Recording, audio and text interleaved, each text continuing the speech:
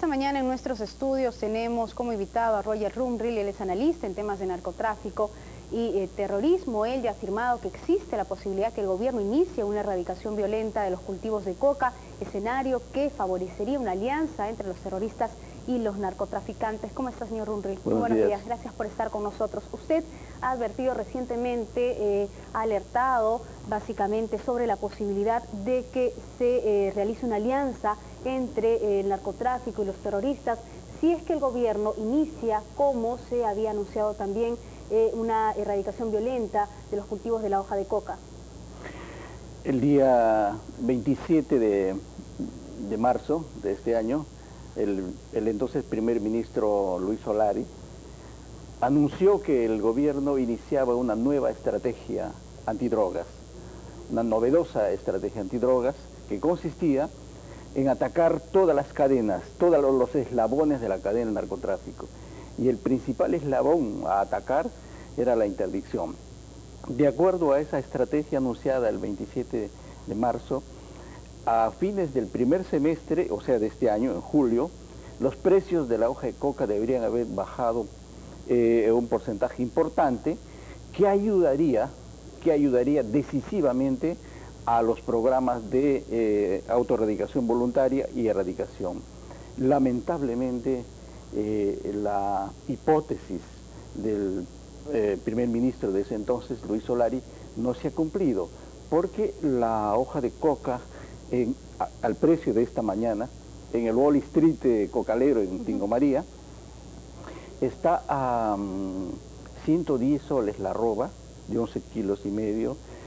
El precio por kilo está a 10 soles y en dólares está a 3 dólares el kilo. Por lo tanto, con esos precios hay una expectativa de los agricultores, de los cocaleros. Y por otro lado, la información que tengo de esta mañana es que hay señales de que Artemio está en el Valle del Huallaga y está activando el tema de la coca. ¿Cómo es que usted ha obtenido esta información? Porque en conferencias de prensa pasadas por parte del Ministerio de Defensa se daba a conocer que no se tenían mayores detalles de Artemio, más que las zonas donde él podría operar, pero no, por ejemplo, rasgos físicos, donde permanentemente está, si es que tiene una buena cantidad de personas que lo acompañan. Esos detalles no se tiene. ¿Usted de dónde obtiene esta información? Yo le señalo que el programa de autoerradicación voluntaria y de erradicación en el Valle del Huallaga, cuya meta es más o menos de 3.000 hectáreas para este año, está siendo rechazada por presiones de cocaleros, de narcotraficantes y de senderos.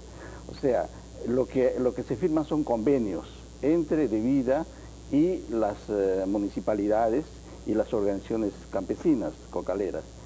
Pero ¿cómo es que usted afirma? Hace dos días han habido amenazas contra el alcalde de Aucayacu, contra el alcalde de Emilio Valdizán, que se habían decidido firmar el convenio para la autorradicación en sus zonas. Y las informaciones que se tienen de personas de la zona es que son o senderistas vinculados a Artemio que han hecho esta presión, han formulado amenazas, o los narcotraficantes. Por lo tanto, las metas planteadas de erradicación, que son entre 8 a 12.000 hectáreas para este año, resultan difíciles porque los precios no han bajado, tal como había planteado la estrategia del entonces primer ministro, y más bien están creciendo, lo que, como señalo, estimula, y la presión para una mayor cocalización viene efectivamente del narcotráfico y probablemente de sendero, porque las señales, los indicios, es de que Artemio, usted me pregunta cómo sé, evidentemente las informaciones que los analistas tenemos de la zona indicarían que está muy activo en la zona. Bien, señor Rumril, nosotros vamos a hacer una breve pausa, pero vamos a regresar para seguir conversando y analizando además cuáles son las políticas que ha tomado el gobierno al respecto y si es que estas se podrían dar realmente para erradicar los cultivos de la hoja de coca y para además atacar las acciones que está dando Sendero en estos momentos al interior del país. Vamos a regresar. Seguimos conversando, estamos con Roger Ramblin, él es analista en temas de narcotráfico y terrorismo. Señor Ramblin, nosotros queríamos ahora tocar el tema sobre las metas establecidas para este año para la erradicación de hectáreas de cultivos de hoja de coca. Se ha hablado de 12.000 hectáreas aproximadamente y esta es una meta establecida básicamente por los Estados Unidos que el gobierno tiene que atender. Ahora, ¿la forma en que el gobierno lo está atendiendo es la mejor manera? ¿Se está atendiendo bien a esta situación? Bueno, el informe que tiene el Ministerio del Interior a través de OFECOT señala que hasta marzo, cuando se iniciaron los acontecimientos en los valles cocaleros, las huelgas, los paros en las carreteras, se había alcanzado 558 hectáreas. Pero la información posterior que yo tengo es que con estos convenios de autorregulación se había llegado a 1.500 de hectáreas erradicadas o autoerradicadas. Sin embargo, las metas establecidas y que son compromisos ineludibles con el gobierno norteamericano son de 8 a 12.000 hectáreas. Para este año. Para este año. Y la condición sine qua non, o sea, una especie de camisa de fuerza sobre el gobierno peruano, que es que esta meta tiene que ser cumplida, porque de esa meta depende la ley de preferencias arancelarias andinas, o sea, la ATPDA. Si las metas no se cumplen, en consecuencia, el ATPDA, que es el más importante acuerdo comercial que tiene el Perú con Estados Unidos, podría levantarse, podría quedarse sin efecto. Ese es el riesgo en la medida en que la ATPDA ha significado un 30% de incremento de las inversiones en textiles. Ahora, asumiendo esta condición, el gobierno tiene que cumplir esta meta sí o sí, y probablemente tenga que hacerlo de la manera más rápida, si estamos hablando que estamos casi a mitad de año y no hemos atendido ni un mínimo porcentaje de las hectáreas que se pide erradicar. ¿Qué está haciendo el gobierno y cómo está atendiendo a esto? ¿Está atendiendo rápidamente, según estamos atendiendo nosotros? Bueno, hay un esfuerzo extraordinario por parte de los operadores de Chemonix, AID, de Vida, pero ya le estoy diciendo, Sendero está presionando a las instituciones, a los gobiernos locales, a las organizaciones campesinas que no acepten el convenio, y si es así, entonces, y los precios siguen subiendo, y además no se planteó la estrategia global de interdicción, se necesitaba 55 millones de soles para poner en marcha una estrategia global que planteaba el ministro de ese entonces. Por lo tanto, si no se pueden cumplir las metas, que son más o menos de 3.000 en el Alto Ayaga, de 1.800 en el Valle de Río Apurímac N, de 1.000 en Aguaitía, entonces habría la tentación por parte de Estados Unidos y del gobierno peruano de ir a una erradicación violenta. ¿Cómo se va a realizar la alianza o cómo se realizaría la alianza entre el narcotráfico y Sendero Luminoso? Porque además lo que está haciendo en este momento Sendero Luminoso es atender a las demandas de los campesinos o los agricultores que el gobierno no puede atender. ¿Cómo se realizaría esa alianza? Esta es una situación muy grave. Esa sería una alianza sumamente peligrosa. Esa alianza se dio en el año 1982, cuando el gobierno peruano de ese entonces,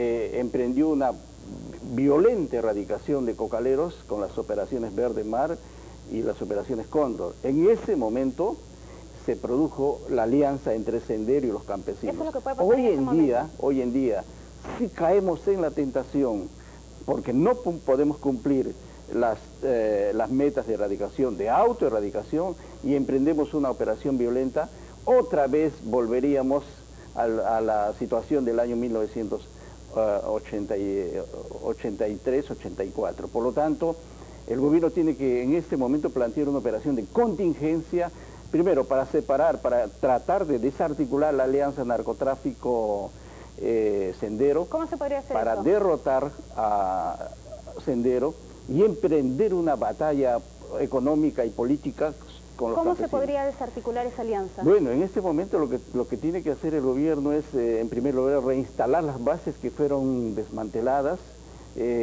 Estamos hablando de más o menos 12 bases, repotenciar a las rondas campesinas poner en marcha un programa de contingencia económica en los valles cocaleros. Sin los vuelos de interdicción es casi imposible encontrar estos remanentes. Hace un año y hallar las zonas en las que realmente se está operando. Se conocen las áreas donde operan. Se conocen las áreas, pero Así se dice es. que es difícil ingresar. Y sin los vuelos de interdicción parece aún más difícil. Mire, el 9 de junio entró un grupo subversivo en la comunidad Cacataibo de Marical Cáceres y permanecieron un día, ¿ya?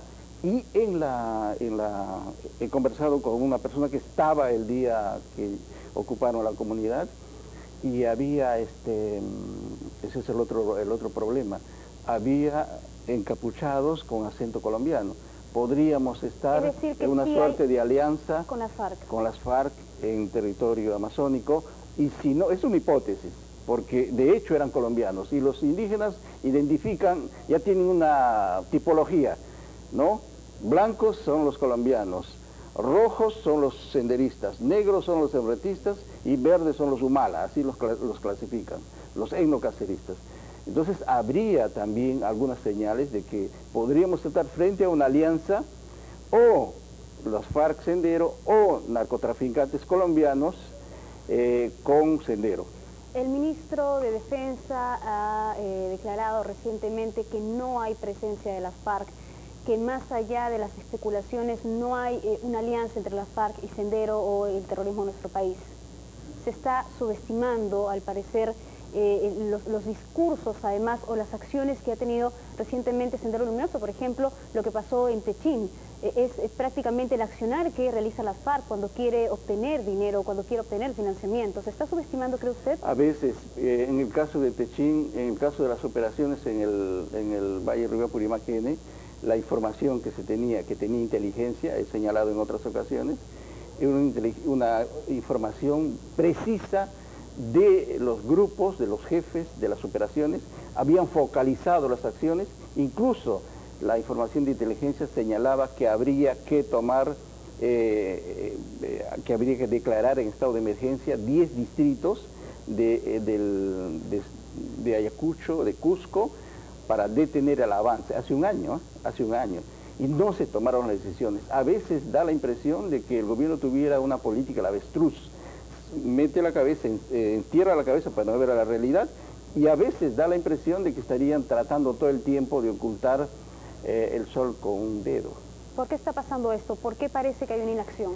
En primer lugar, la información que tenemos de meses pasados es de que el gobierno intentaba no dar una señal de peligro, debilidad, y también de información sobre Sendero, para no dar malas señales a nivel internacional, en la medida en que tenemos un país con estabilidad económica, con crecimiento del 4%, etcétera, la economía supuestamente más estable de América Latina.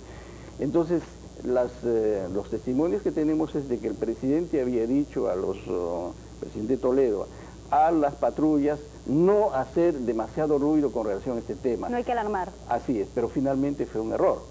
Mejor es decir la verdad. Por lo tanto, invoco al ministro de Defensa a decir la verdad. O sea, y esa verdad viene de la realidad, no está inventada. ¿Usted cree que se está mintiendo? Yo creo que algunas cosas no se dicen. Algunas cosas ¿Usted cree que no la se situación dicen. es más grave de lo que se dice? No digo que sea sumamente grave, que estemos al borde del colapso, o que se puede Sendero, atender, si es que se atiende en este momento. Que Sendero esté por tomar el poder, sería una cosa absolutamente apocalíptica. Pero digo que hay que tomar las decisiones para que el problema no sea en el futuro mayor, y que estamos a tiempo todavía, ¿no es cierto? Estamos a tiempo, pero hay que tomar las decisiones inmediatamente. Y hay que hacerlo ya. Muchas gracias, señor Ramblil, por estar aquí en De 6 a 9. Era Royal Ramblil, él es especialista en temas de narcotráfico y terrorismo. Nosotros vamos a hacer una pausa.